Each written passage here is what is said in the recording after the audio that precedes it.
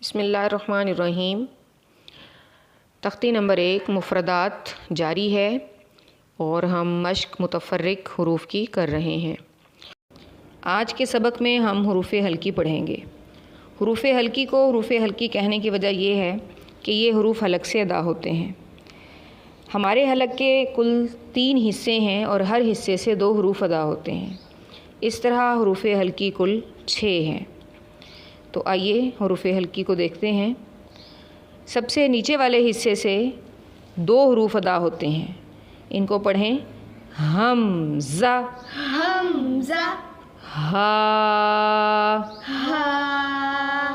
ہا کو سینے والی ہا بھی کہا جاتا ہے کیونکہ حلق کا نیچے والا حصہ سینے کے قریب ہے۔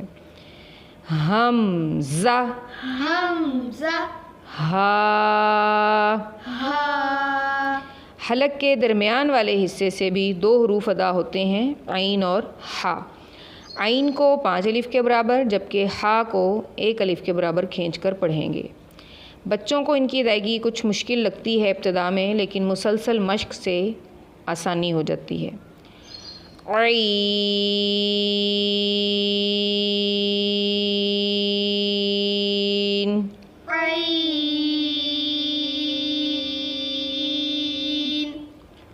ہا۔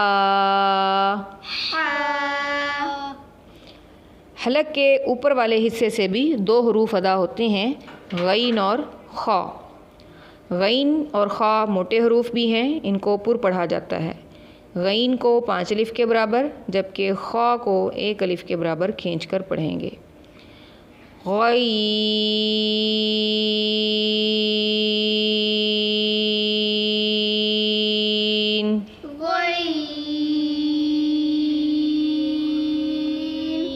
خا۔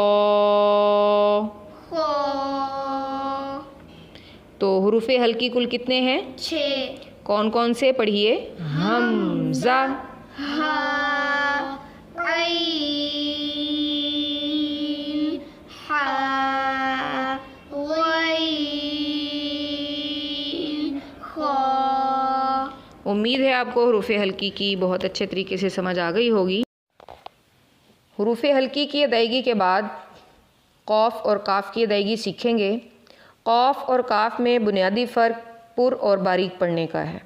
قاف جو کہ 2 نقطوں والا ہے اسے موٹا کر کے یعنی پر پڑھا جاتا ہے، جبکہ کاف جسے ہم بچوں کی پہچان کے لیے ڈنڈے والا کاف بھی کہتے ہیں، اسے باریک پڑھا جاتا ہے۔ موٹے قاف کی ادائیگی کا طریقہ یہ ہوگا کہ زبان کا پچھلا حصہ اٹھ کر نرم تالو سے لگتا ہے تو قاف ادا ہوتا ہے۔ نرم تالو ہمارا حلق کا جو کوا ہے اس کے بالکل ساتھ والے حصے کو نرم تالو کہا جاتا ہے، جبکہ اس سے بالکل 1 انچ کے فاصلے پر منہ کی طرف سخت تالو ہے۔ یہاں سے کاف کی ادائیگی ہوتی ہے۔ زبان کا پچھلا حصہ جب اوپر اٹھ کر سخت تالو سے لگے تو کاف یعنی باریک کاف ادا ہوتا ہے، اور نرم تالو سے لگے تو قاف ادا ہوتا ہے۔ یہ بہت معمولی سا فرق جب آپ قاف اور کاف کی ادائیگی کریں گے تب آپ کو سمجھ آئے گا، اور بچوں کو پہچان کروانے کے لیے بھی آپ یہ فرق بچوں کو بتا سکتے ہیں، سمجھا سکتے ہیں۔ تو پڑھتے ہیں قاف۔ قاف۔ ہاں جی، آپ بتائیں گے قاف کو کیسے پڑھتے ہیں؟ موٹا کر کے۔ کاف۔ کاف۔ ہاں جی ملائکہ، آپ بتائیے کاف کو کیسے پڑھتے ہیں؟ باریک کر۔ باریک کر کے۔ اس کے بعد باری آتی ہے حروف شجریہ کی۔ حروف شجریہ جیم، شین، یا ہیں۔ ان کی ادائیگی کا طریقہ کیا ہوگا یا ان کا مخرج کیا ہوگا کہ زبان کا درمیانی حصہ اور اس کے بالکل بالمقابل اوپر کا تالو، زبان کا درمیانی حصہ اٹھ کر تالو سے لگے گا تو جیم، شین اور یا یعنی حروف شجریہ ادا ہوں گے۔ تو اس کو پڑھتے ہیں جیم، جیم، شین، شین، یا. یا. اب ہم پڑھیں گے ضاد. عربی حروف تہجی میں ضاد کا مخرج سب سے مشکل مخرج سمجھا جاتا ہے، اور اس کی ادائیگی کا طریقہ یہ ہوگا کہ ہماری زبان کے دونوں اطراف یا زبان کی کروٹ، دونوں اطراف یا زبان کی کروٹ یا زبان کی دونوں سائڈیں اوپر اٹھ کر اوپر والی داڑوں سے لگیں گی تو ضاد ادا ہوگا.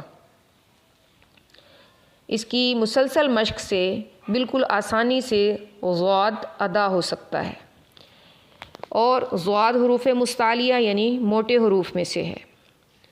تو پڑھتے ہیں ضاد.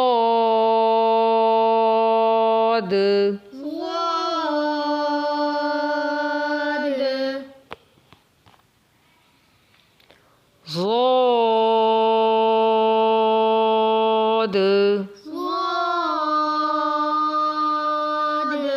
ہاں جی، ضاد کو کیسے پڑھیں گے؟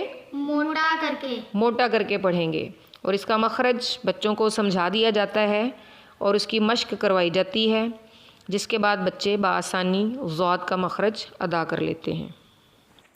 آج کا سبق مکمل ہوا. مزید ویڈیوز دیکھنے کے لیے ہمارے چینل کو لائک اور سبسکرائب کریں.